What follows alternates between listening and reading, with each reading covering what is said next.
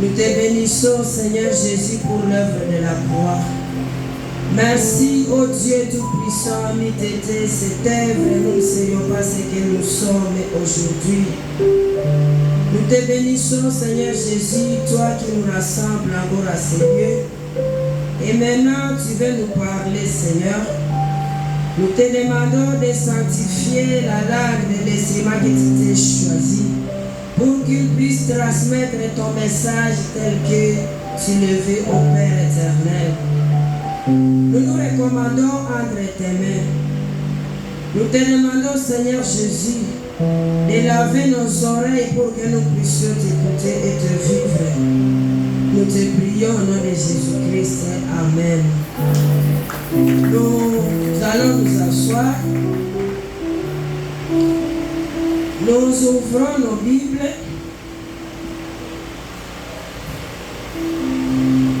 Nous lisons dans Marc.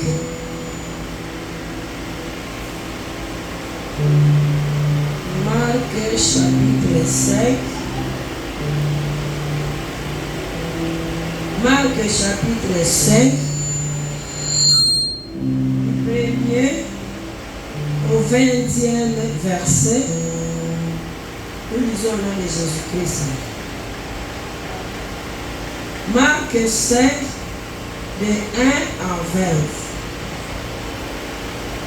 Ils arrivèrent sur l'autre bord de la mer, dans le pays des Gadaréniens. Aussitôt que Jésus fut hors de la barque, il vint au-devant de lui un homme sortant des sépulcres et possédé d'un esprit impur. Cet homme avait sa demeure dans les sépulcres, et personne ne pouvait plus les lier, même avec une chaîne. Car souvent, il avait eu les fers aux pieds et avait été lié de chaînes. Mais il avait rompu les chaînes et brisé les fers, et personne n'avait la force de les dompter. Il était sans cesse nuit et jour dans les sépulcres, Il était jour, nuit et jour dans les sépulcres et sur les montagnes, criant et se meurtrissant avec des pierres. Ayant vu Jésus de loin, il accourut, se prosternant devant lui, et s'écria d'une voix forte: Qu'as-tu entre moi et toi, Jésus, Fils du Dieu très haut? Je te conjure au nom de Dieu, ne me tourmente pas. Car Jésus lui disait: Sors de cet homme, esprit impur. Et il lui demanda: Quel est ton nom? L'ai-je est mon nom, lui répondit-il, car nous sommes plusieurs. Et il les priait instamment de ne pas les envoyer hors du pays. Il y avait là, vers la montagne, un grand troupeau de porceaux qui paissaient. Et les démons les prièrent, disant: Envoie-nous dans ces porceaux, afin que nous entrions en eux. Afin que nous entrions en eux. Il leur permit, et les esprits impurs sortirent, entrèrent dans les porceaux, et le troupeau se précipitant des pentes escarpées dans la mer. Il y en avait environ 2000, et ils se noyèrent dans la mer. Ceux qui les faisaient paître s'enfuirent et répandirent la nouvelle dans la ville et dans les campagnes. Les gens allèrent voir ce qui était arrivé. Ils vinrent auprès de Jésus et ils virent le démoniaque, celui qui avait eu la lègre, assis, vêtu et dans son bon sas, et ils furent saisis de frayeur.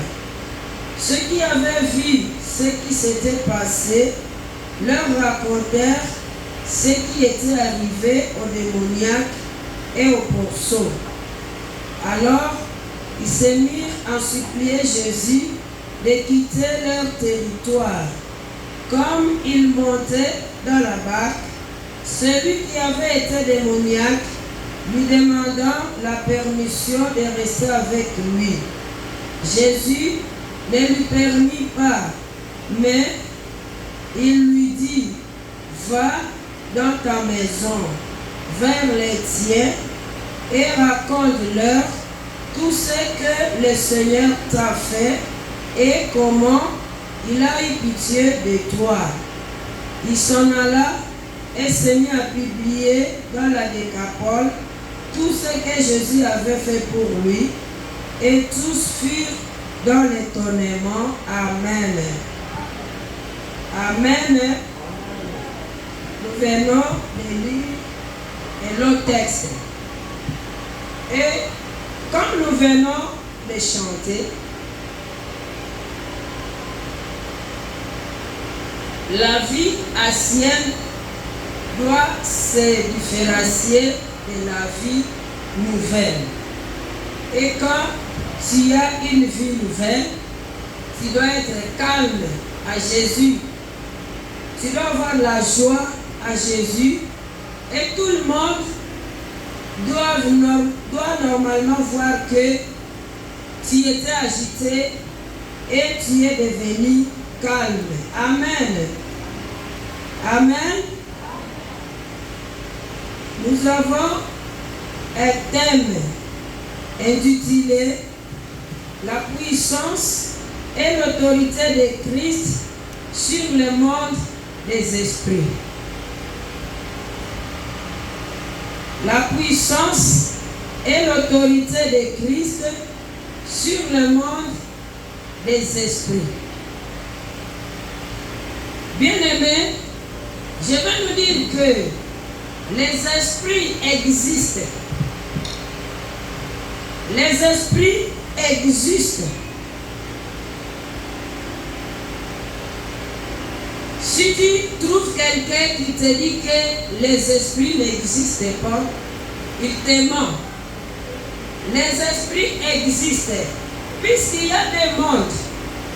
Il y a le monde de Dieu et le monde du diable. Le monde de Dieu est animé par les anges. Par contre, le monde du diable est animé par les esprits impurs. Le monde des esprits, c'est un monde que nous ne pouvons pas voir à nos yeux physiques. Mais c'est un monde qui se voit par des yeux spirituels, par des sensations spirituelles. On ne peut pas voir ça à l'œil nu comme nous voyons ces chaises. Et il faut savoir que ce monde est adversaire aux enfants de Dieu. Toi qui es enfant de Dieu, toi qui as crié à Jésus-Christ, tu l'as accepté comme Sauveur et Seigneur. Il faut savoir que il y a un combat qui est permanent car il y a l'adversaire qui est le monde des esprits. Nous avons un combat qui est permanent, nous les enfants de Dieu, un combat qui est permanent. Et ce monde, comme je viens de le dire, c'est un monde qui combat les enfants de Dieu.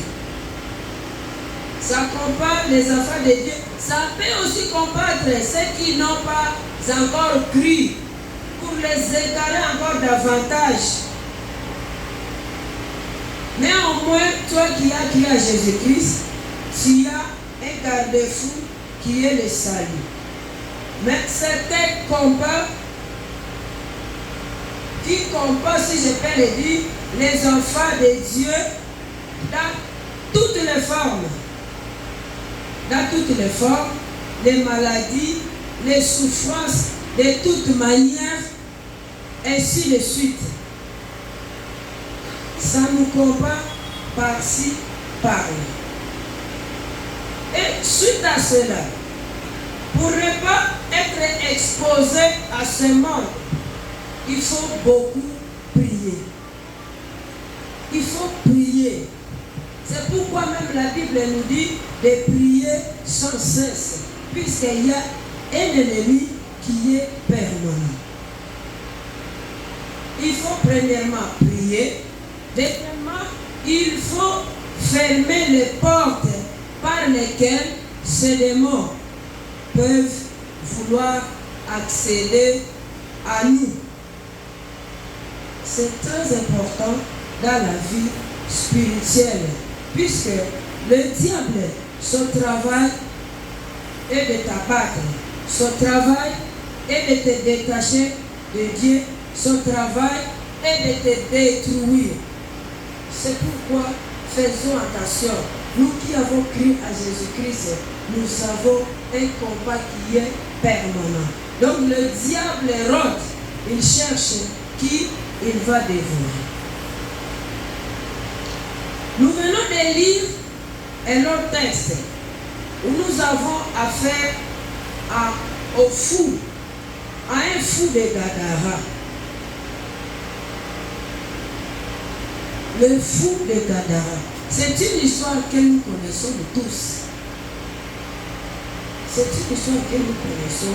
Il n'y a pas de nouveau. Mais je sais que le Seigneur va encore te bénir ce soir. Gadara. Gadara, c'est une ville de la Décapole, située à 9 km du sud-est du lac de Tibériade, que nous pouvons dire la mer de Galilée. Donc, Gadara n'est pas loin de Galilée. Et la Décapole, nous attendons, il y a des cas. Des cas, c'est 10, des camètres, des capoles. C'est une contrée où il y a 10 villes principales. Nous voyons que cette histoire, ça nous montre l'état de Jésus, qui rencontre cet homme. Il le rencontre. On nous dit que cet homme, il vivait dans le sépulcre. Cet homme qui vivait dans les sépulcres, il avait les capacités de donner à Christ le fruit. Il avait cette capacité-là. Et aussi, il était placé sous la puissance du diable. Cet homme était placé sous la puissance du diable. C'est-à-dire qu'il était complètement étouffé par le diable. Amen. Cet homme était complètement étouffé par le diable. Dans la vie spirituelle, bien aimé, le diable, il ne peut pas venir nous étouffer comme ça d'un coup. Non. Il nous étouffe à petit feu. Il nous étouffe petit à petit. Petit à petit. Il est là, il t'étouffe petit à petit. Tu ne prends point garde. Tu vois qu'il y a ça ne va pas chez toi, mais tu négliges. Tu négliges. Il fait comme s'il est en train de t'avertir. Il t'avertit. C'est pourquoi je vais nous dire, nous tous, que chacun de nous regarde les ailes. Regarde tes ailes par lesquelles tu as commencé quand tu as cru à Jésus-Christ. Regarde ce début-là, quand tu as commencé. Si du moins tu as déjà commencé, regarde comment tu as commencé avec Christ. Est-ce que tu as encore ce même zèle aujourd'hui? Quand tu as cru à Jésus-Christ, tu as eu le courage de chercher Dieu. Est-ce que tu as encore ce courage-là? C'est une question pour nous tous. Est-ce que nous avons encore ce courage que chacun de nous puisse faire l'introspection, que chacun de nous regarde s'il a le même zèle que lorsqu'il avait cru, puisque le diable nous amène des problèmes, beaucoup de problèmes décevants, où tu ne sais même plus te contrôler, tu ne fais plus attention de ta vie spirituelle. Tu te détaches de Dieu petit à petit et tu le sais. Mais tu n'en prends point garde. Tu le sais que tu te détaches du péché. Ce que tu dis chaque jour, tu dis Talakaka. Moi aussi, je suis un homme. Nazamutu. Nasalali, Nazamutu. Pendant que toi tu dis Nazamutu, le diable est en train de t'étouffer à petit feu. Jusqu'à ce que tu ne sauras plus faire même la prière de 10 minutes toi seul. Et tu vois ça normal. Peut-être que tu te réveillais même à 5h, 4h du matin. Tu ne te réveilles plus et tu vois ça normal. Ça ne te dit rien. Mais je vais te dire que sache que le diable, il est en train de te détacher petit à petit, petit à petit. Tu sens en toi la paresse. Tu as en toi des faiblesses et tu les encaisses jour pour jour. Tu encaisses les faiblesses jour pour jour. Alors que la Bible nous dit de chercher une vie de sanctification. Mais toi tu encaisses les faiblesses chaque jour. Tu minimises ces faiblesses. Peut-être tu as l'habitude de mentir. Tu te dis, mentir seulement ça fait quoi? Voler seulement le 1000 francs dans la maison de mes parents, ça fait quoi? Tu encaisses, tu encaisses, tu encaisses et tu ne cherches pas la solution. Jésus, quand il rencontre cet homme, on dit dans les sépulcres. Dans le sépulcre. Cet homme-là n'était pas né dans les sépulcres, mais il était parti dans les sépulcres. Petit à petit, il s'en allait, petit à petit, il s'en allait, jusqu'à ce qu'il a vu les sépulcres, sa demeure. Donc, nous pouvons dire que ce démoniaque était extraordinaire du demeurait dans le sépulcre. Le sépulcre, c'est un lieu qui fait peur. Même des fous, d'autres fous, ils ont peur du sépulcre. Ils ont peur même du sépulcre. Même pour lui, c'était sa demeure. Donc il se sentait à l'aise. Il se sentait à l'aise dans le sépulcre. Peut-être, il y a quelque part où tu te sens à l'aise. Tu sais que c'est mauvais, mais tu te sens à l'aise. Au moins pour ce fou, il était étouffé complètement. Complètement. Il était étouffé complètement. Il était dans un lieu de démons où plusieurs ne peuvent jamais se sentir à l'aise dans le lieu des démons. C'est un lieu peureux. C'est un lieu qui donne la peur. C'est un lieu même, les fous, même les fous, ils ne peuvent pas se sentir à l'aise à ce lieu. C'est que lui, il était un fou du numéro. Il était un vrai fou. Un vrai fou. Au dernier degré. Il avait la qualification de la folie. On dit 1, ça demeure dans le sépulcre. 2, personne ne pouvait les lier. 3, il avait eu les fers aux pieds et avait été lié des chaînes et brisé le fer. 4, personne n'avait la force de le dompter. Personne ne le maîtrisait. Quand je lisais ce texte, je me suis souvenu à l'époque, à Bouteille, il y avait un groupe de prière qu'on appelait l'unité dans la prière. Ce groupe-là, c'était une association des églises de réveil. Alors, on sélectionnait même 5 églises. Et il y avait une prière de chaque jour. 5 à 6 églises. 5 à 6 églises. Et c'est là chaque jour. Et il y avait un fou. Il y avait un fou qu'on avait amené à la délivrance. 3 personnes, 3 papas.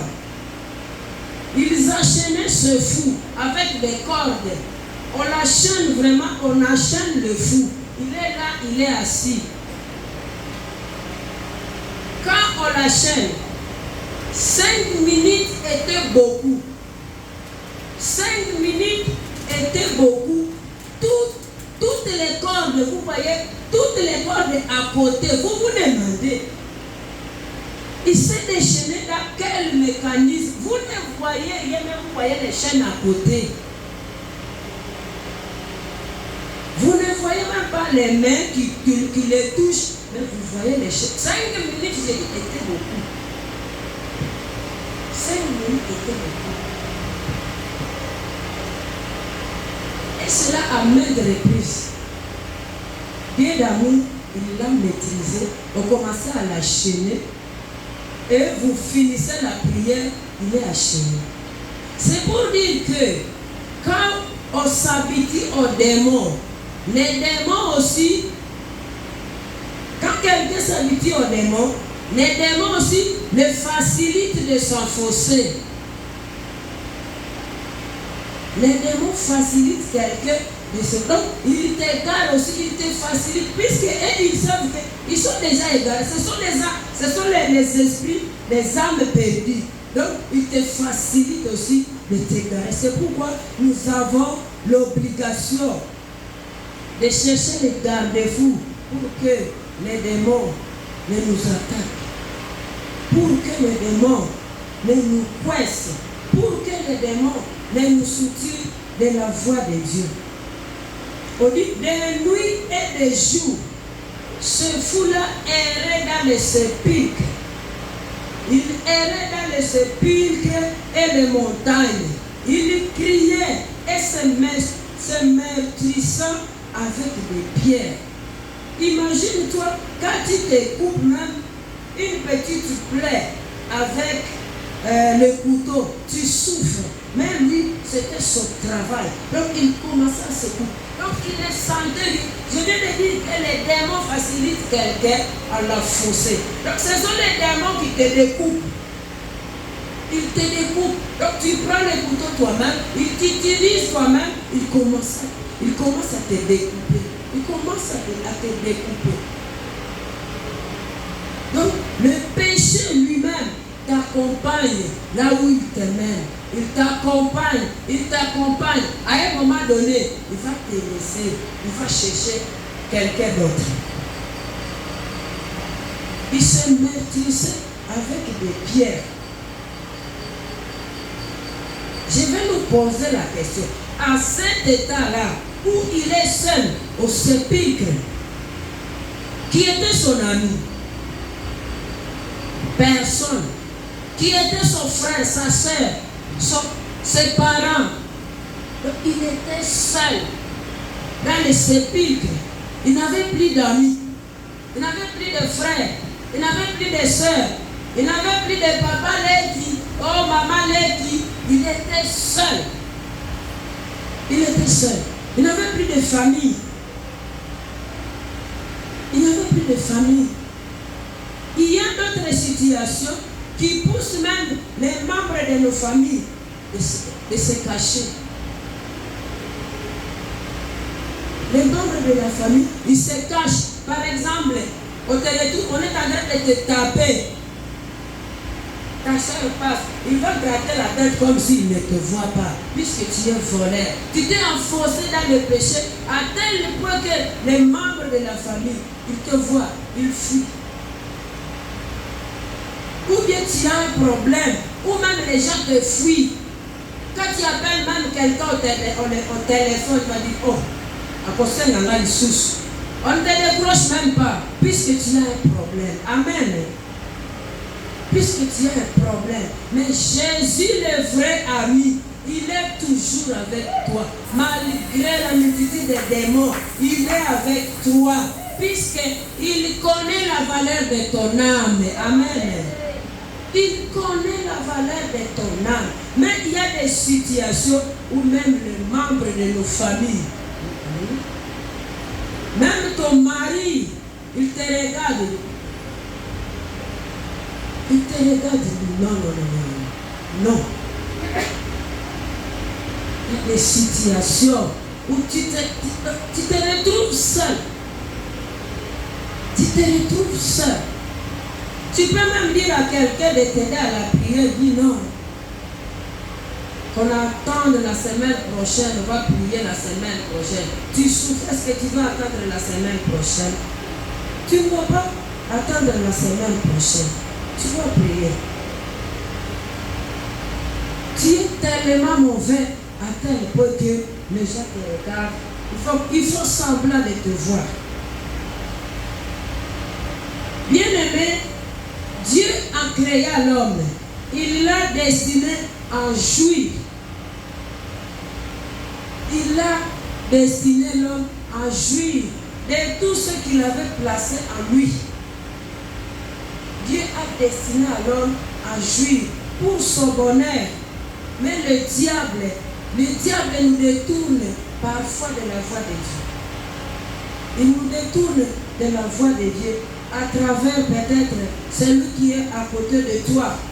Il ne veut pas que tu sois béni. Il ne veut pas que tu jouisses. Il ne veut pas que tu prospères même en spirituel.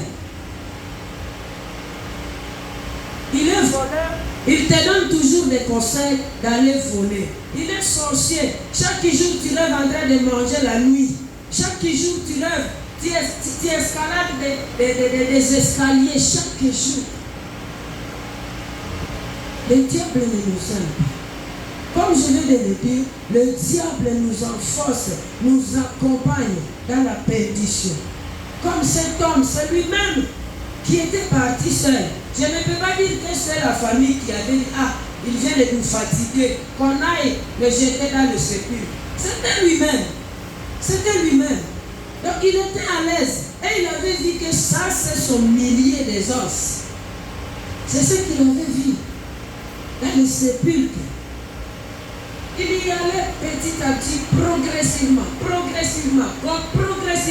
Comme toi aussi aujourd'hui, tu es en train de négliger telle ou telle faiblesse. Tu dis, avec ça, il faut kaka. Le mensonge oyo et kosunanga na le kananzela. Tu le sens, mais tu n'as pas de garde. Tu t'enfonces petit à petit, tu t'enfonces à petit feu toi-même, puisque tu négliges. Dieu nous a disposés dans une voie de bonheur, dans une voie sans péché, dans une voie sans douleur. Quand nous voyons Adam et Ève dans le jardin d'Éden, il était à l'aise entre les mains de Dieu. Mais le diable n'a pas voulu son aisance. Il a commencé à le détourner de la voie de Dieu, de la voie de la séduction. Il a commencé à le détruire. Il a commencé à le détruire, à le mener dans la ruine, dans la souffrance.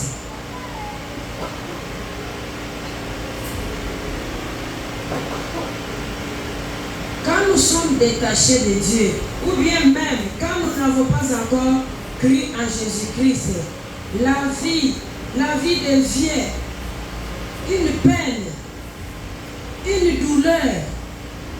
Et cette terre devient, si je peux dire, devient amère. Ça devient amère. Alors que Dieu nous a appelés de vivre dans l'abondance. Dieu nous a appelés de vivre dans l'abondance. Mais nous voyons que nous nous retirons petit à petit de la voie de Dieu. Nous allons nous-mêmes vers la mort et la cimetière devient notre demeure. Et nous nous sentons à l'aise. Nous sommes là à l'aise. Je vais nous dire que si tu te sens dans un tel état, commence à chercher ta délivrance. Commence à chercher le remède. Ne vois pas ça comme normal. Tu priais, tu ne priais plus. Ne vois pas ça comme normal. À Dieu, il n'y a pas un temps de repos. Quand il y a un temps de repos, tu donnes l'accès au diable. Puisque même quand nous voyons, nous lisons c'est Jean chapitre 4, quand le diable tente Jésus, la Bible nous dit, le diable est parti et il attendait le moment favorable. Le moment favorable pour le diable, c'est un moment qui est défavorable. Ne donnons pas le moment favorable au diable. Ne donnons pas le moment favorable au diable. Si tu demeures dans un tel état, tu sens que tu commences de te soutirer toi-même petit à petit dans la voie de Dieu. Cherche à revenir là où tu étais.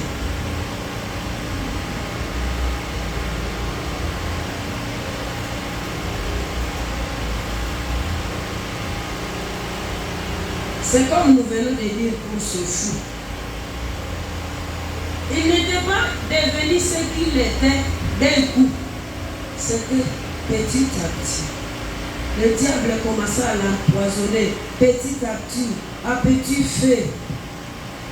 Il y a beaucoup de gens, quand ils voient qu'ils commencent à s'en aller petit à petit, ils sont là.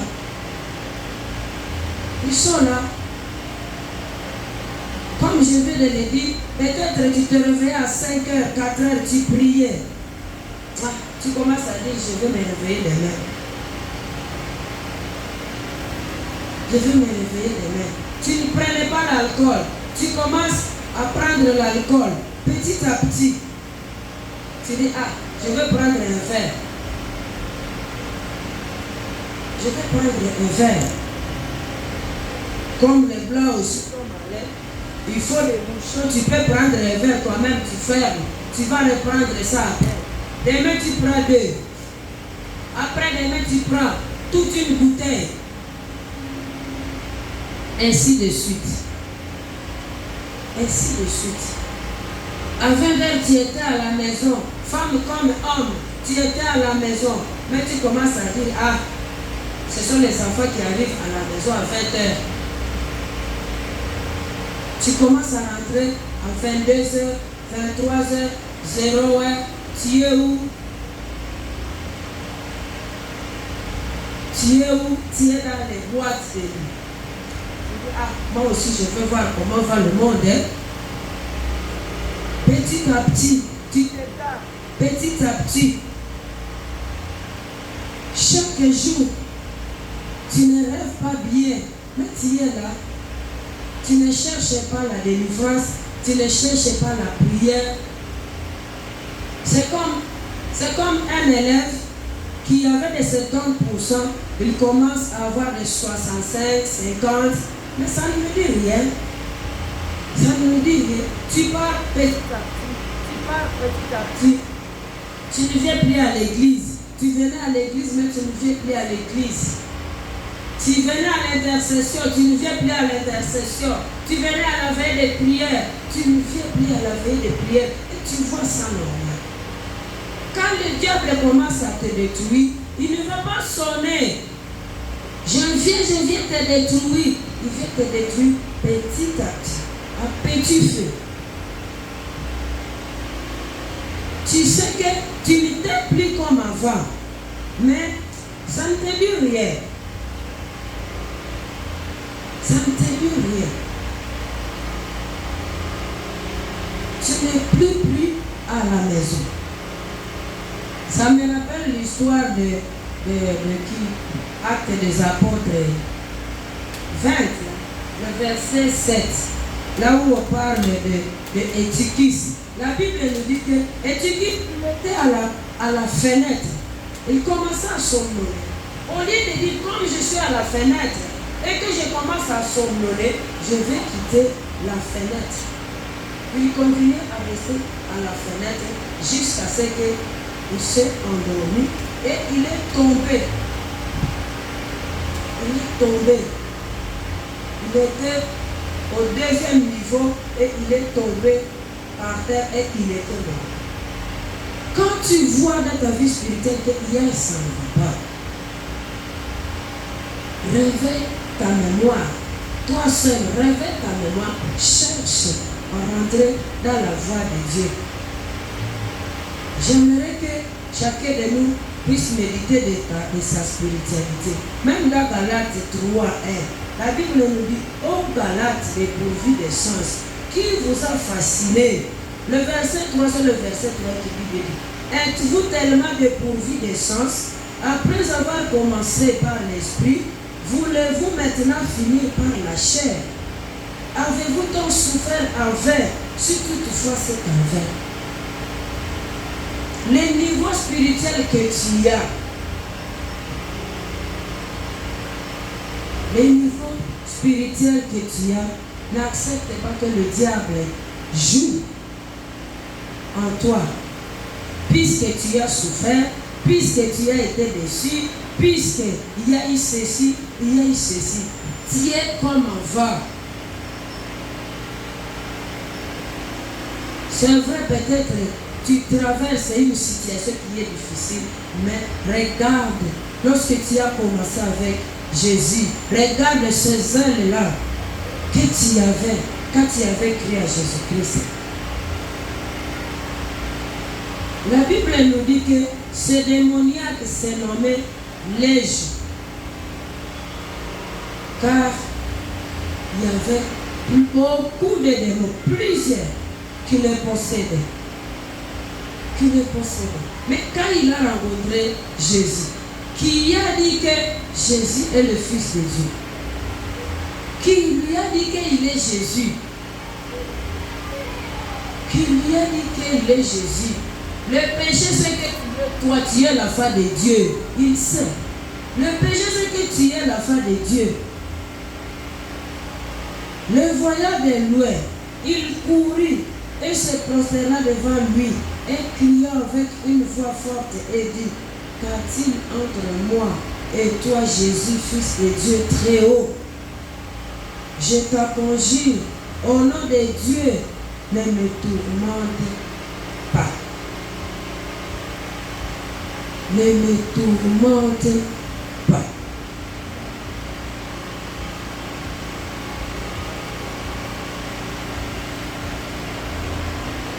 Les démons, ils supplient Jésus, ne me tourmente pas.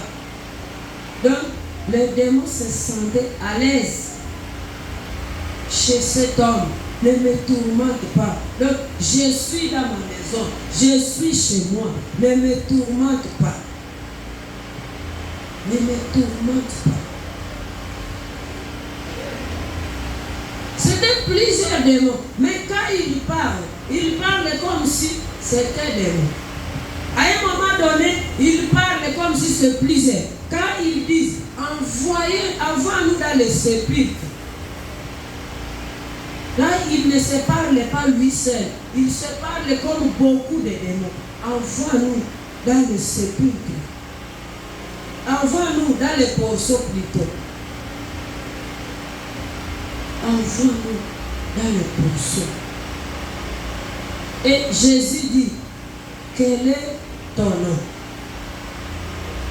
Pourquoi Jésus demande aux démons, quel est ton nom? Quelque part, quand tu veux avoir l'autorité sur quelqu'un, il faut demander son nom. Jésus voulait seulement avoir l'autorité, malgré qu'il est autoritaire, mais il a voulu avoir prendre l'autorité sur ces démons. Quand il tient devant l'adversaire, il faut demander son nom. Demander son nom comme nous les hommes, il faut chercher d'abord à les connaître. Quand il lui demande la question, il dit, quel est ton nom? Pour le connaître. 2, il lui pose la question pour faire réveiller la conscience de cet homme, réveiller sa personnalité. Quel est ton nom?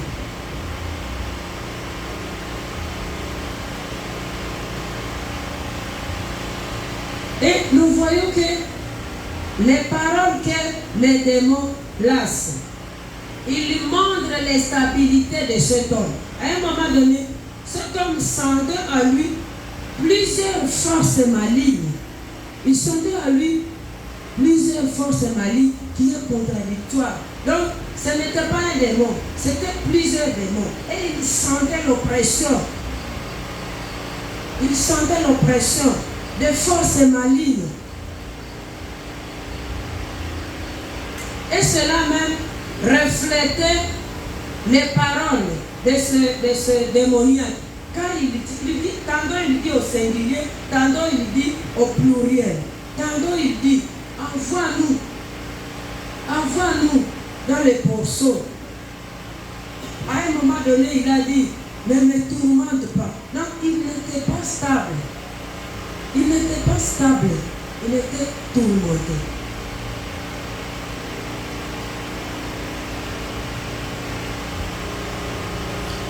Et il y a une chose dans ce que les démons ont dit en Christ. Les démons disent, envoie-nous dans les porceaux. Pour les gens qui se découragent dans la prière, tu pries, tu es découragé puisque tu n'as pas eu la réponse. La réponse traîne. Je vais te demander, si Jésus parvient à accepter les doléances des démons, envoie-nous dans les porceaux. Et il les envoie dans les porceaux. Toi qui pries chaque jour, l'enfant de Dieu, tu es sauvé à Jésus, tu le pries chaque jour. Tu crois que le Seigneur ne va pas t'écouter? Lui qui fait ce que les démons disent de faire pour eux, envoie-nous dans les porceaux. Et il dit, allez dans les porceaux. Toi, tu le pries chaque jour. Et peut-être il a un intérêt dans ce que tu lui demandes. Et tu te décourages. Tu te décourages. Sois ferme dans la prière. sois ferme. Ça nous montre aussi que le démon, il fait seulement s'incarner. Envoie-nous dans les pourceaux. Devant Dieu, tu as une grande valeur. Tu as une grande valeur. Jésus, il accepte que 2000 pourceaux, la Bible a dit 2000 au verset 13. Il leur permit et les esprits pu sortir, entraient dans les pourceaux et les troupeaux se précipitaient dans les pentes escarpées, dans la mer. Il y en avait environ 2000. Et ils se noyèrent dans la mer.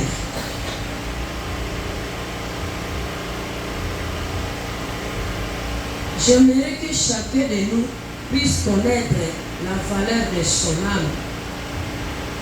La valeur de ton âme n'équivaut même pas ces 2000 pourceaux.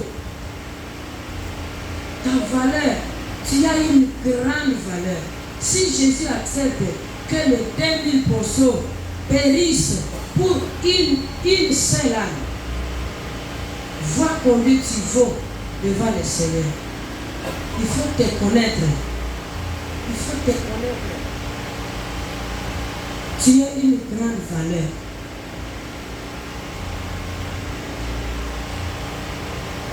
Il y a 3 choses qui confirment sincèrement que cet homme, il a été délivré. C'est dans la Bible. J'ai lu ça quelque part. Ça confirme qu'il a été délivré par la grâce et la puissance de Christ. Puisque la Bible nous dit ceci. La Bible nous dit, quand cet homme était délivré, la première chose, il était maintenant assis.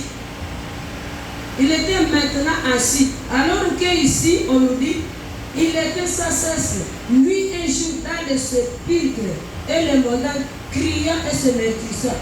Le verset est au-dessus, là où on dit qu'il errait. Il errait dans le sépulcre. Il sillonnait partout, dans les sépulcres, dans les montagnes. Mais quand il est délivré, il s'assit. Il s'assit. Quand il est délivré, la deuxième chose, il est vêtu, il n'est plus nu. Quand il est délivré, il est dans son bon sens. Il n'est plus agité, il n'est plus furieux, il est dans son bon sens.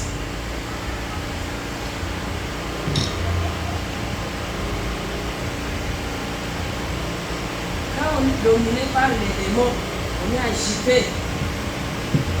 Suite à l'impudicité, on est agité.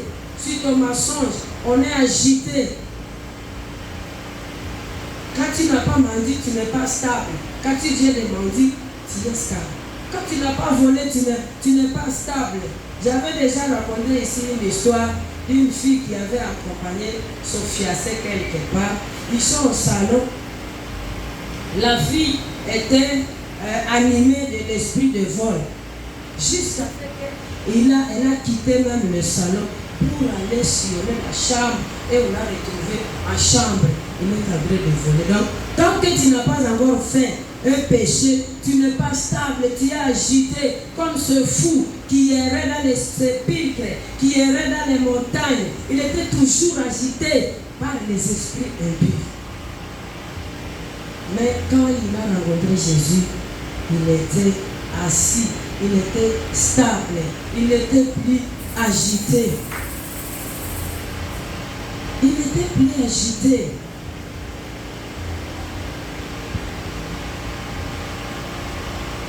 Beaucoup de gens, ils sont impudiques, ils sont agités de l'impudicité.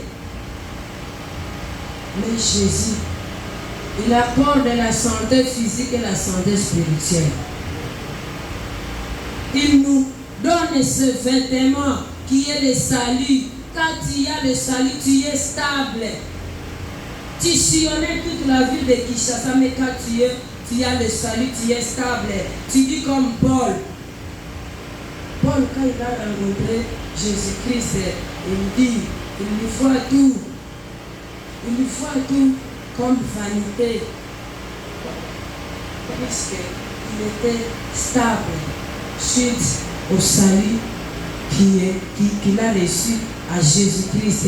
Il a eu le vêtement qui est le salut.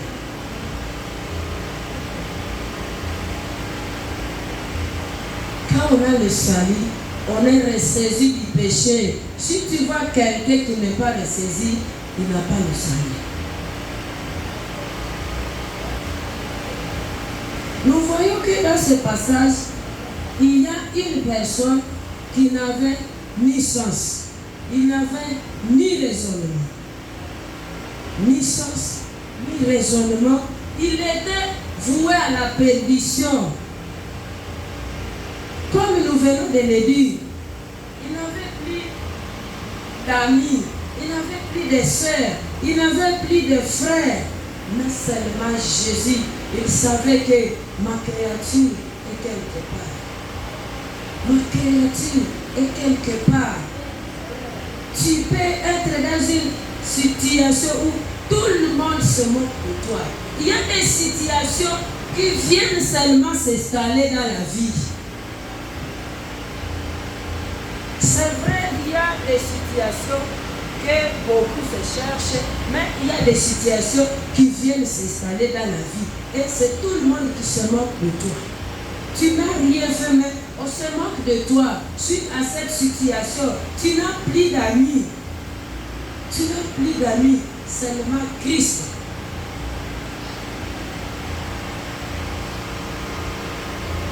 Cet homme, il était voué à la perdition. Il était voué à la perdition. Il ne connaissait même pas le salut si c'est quoi. Mais, chose étonnante, ceux qui avaient le raisonnement, ceux qui priaient, ils avaient dit quoi? Ceux qui le faisaient perdre, s'enfuir et répandre la nouvelle dans la ville et dans les campagnes. Les gens allèrent voir ce qui était arrivé.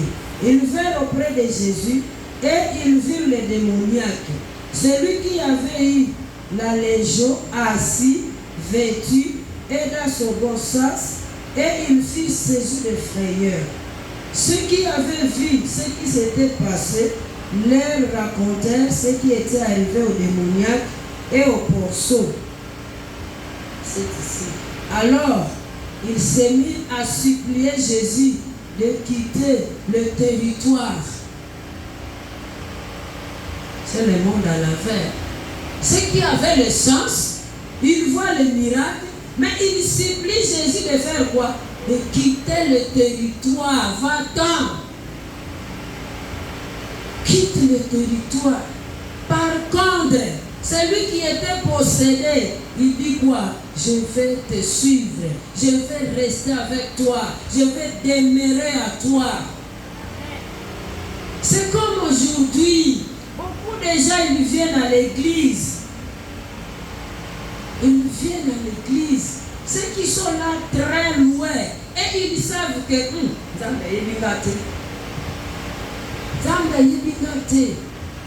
ceux qui viennent à l'église, ils prennent même des premières chaises. Ils sont des Tobanda, ministère Oyo. Ils sont des Tobanda. Quand ils voient le miracle, ils lui bloquent, ils disent que notre miracle ne se fasse ici. Ceux qui sont là très loin, les prostituées, les voleurs, les criminels, ils savent qu'ils sont criminels. Ceux qui ont vu le miracle, ceux qui étaient censés avoir le raisonnement, ils le prient de partir de leur territoire. Pendant que aussi les démons, ils supplient de rester sur le territoire. Et l'homme qui était démoniaque. Il dit, moi je vais rester avec toi. Je vais rester avec toi. C'est comme si les hommes du territoire et les démons, ils étaient, pas c'est comme si, ils étaient à l'aise. Ils étaient à l'aise de vivre dans l'environnement. Il était à l'aise.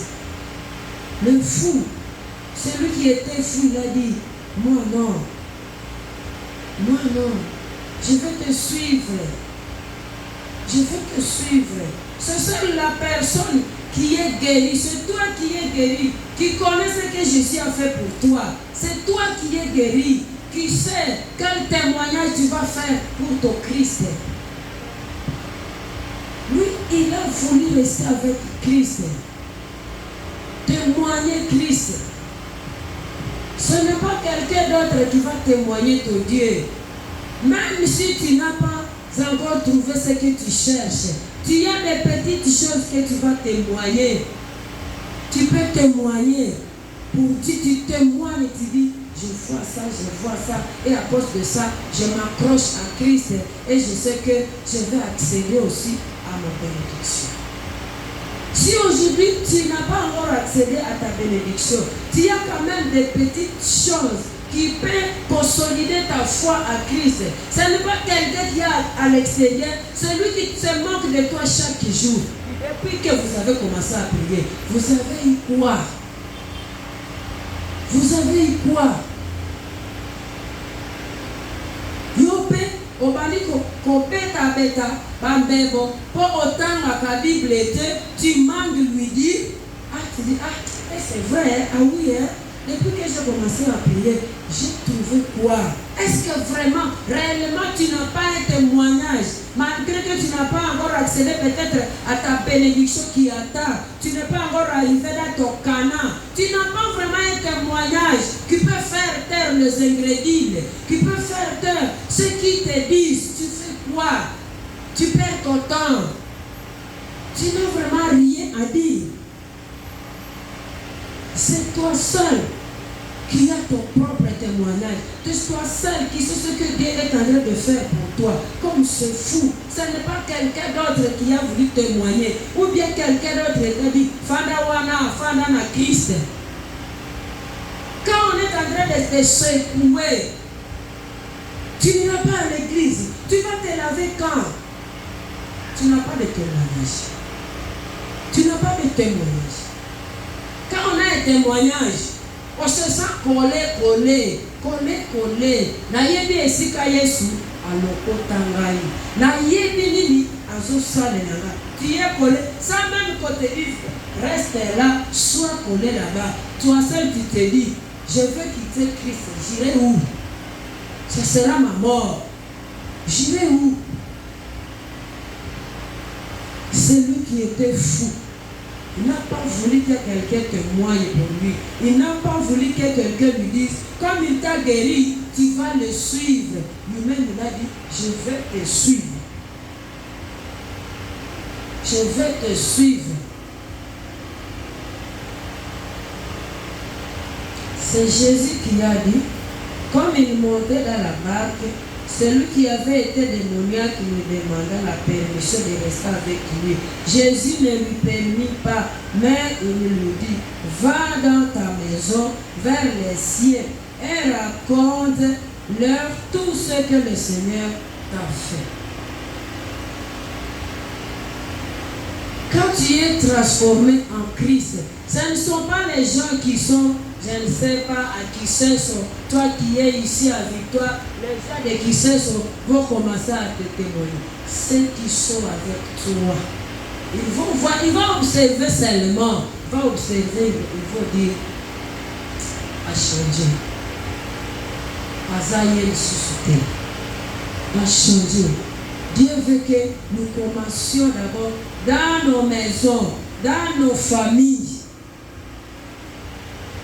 Mais après avoir insulté les gens de ta famille, après de vous avoir bagarré avec époux, épouse, vous venez ici à l'église. Ça commence dans nos maisons.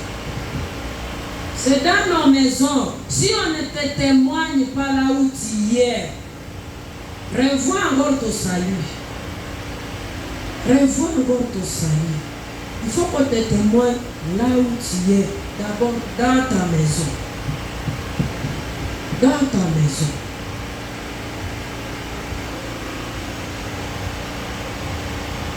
Je connais un papa qui avait défendu à son épouse de prier. Puisqu'elle allait chaque jour à l'église. Quand elle allait à l'église, quand elle revenait, c'est tout le monde qui fuit à sa chambre. Maman a eu des soucis. Quand elle vient, les problèmes commencent à l'assiette qu'elle a rencontré dehors. Elle commence à parler, elle parle, jusqu'à ce que le mari l'a défendu d'aller à l'église. Toi, quand tu es ici, les enfants ne sont pas stables. Moi-même, je ne suis pas stable. Qu'est-ce que tu pars prendre chaque jour à l'église? Reste là. Reste là. Ça commence dans nos maisons.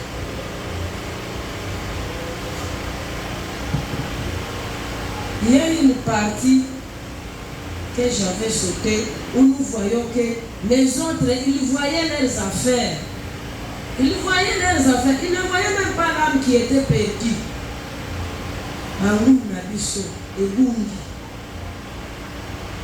Si Christ ne te voit pas, ne crois pas que personne ne peut te voir. C'est Christ qui nous voit. C'est Christ qui connaît notre valeur. Si Christ ne connaît pas ta valeur, c'est tout. Ils voyaient leurs affaires, leurs activités qui seraient noyées. Ils ont même accepté de se coller, de s'attacher aux esprits des territoires.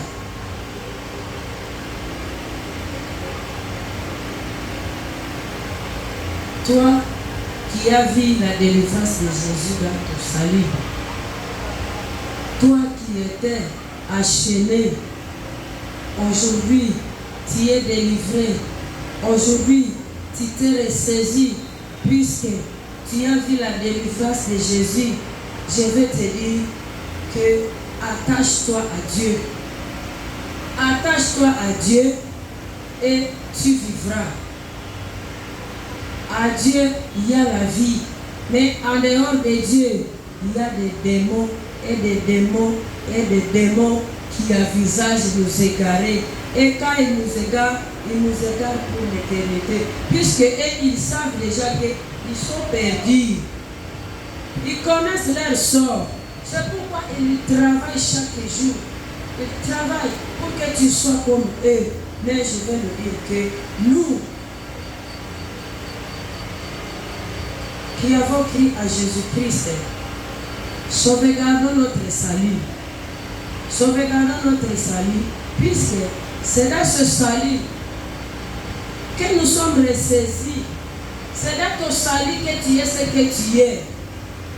Si Dieu n'était pas mort sur la croix, tu ne serais pas ce que tu es aujourd'hui. Mais quand tu regardes l'œuvre de la croix, tu dis, toutes les histoires du monde, c'est vanité de vanité. Parce que peut-être tu as ta folie d'une manière ou d'une autre. Mais Jésus, qui est toujours à nos côtés, il ne se fatigue pas de nous chercher chaque jour. Dès que tu l'attrapes, dès que tu es à côté de lui, accepte de rester à côté de lui pour toujours. Même si on te critique, même si on te haït, même si on fait quoi, reste toujours à côté de Christ, puisque c'est Christ qui est notre vie, c'est Christ qui est notre délivrance. Que le Seigneur nous bénisse.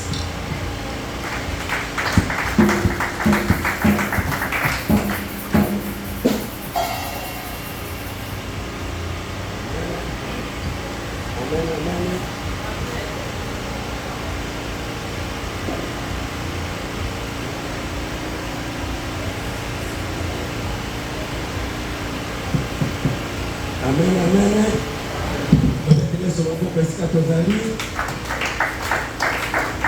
Tozokende mesika tozali Nous pouvons banazana na kati esika oyo. Tozana mokili oyo.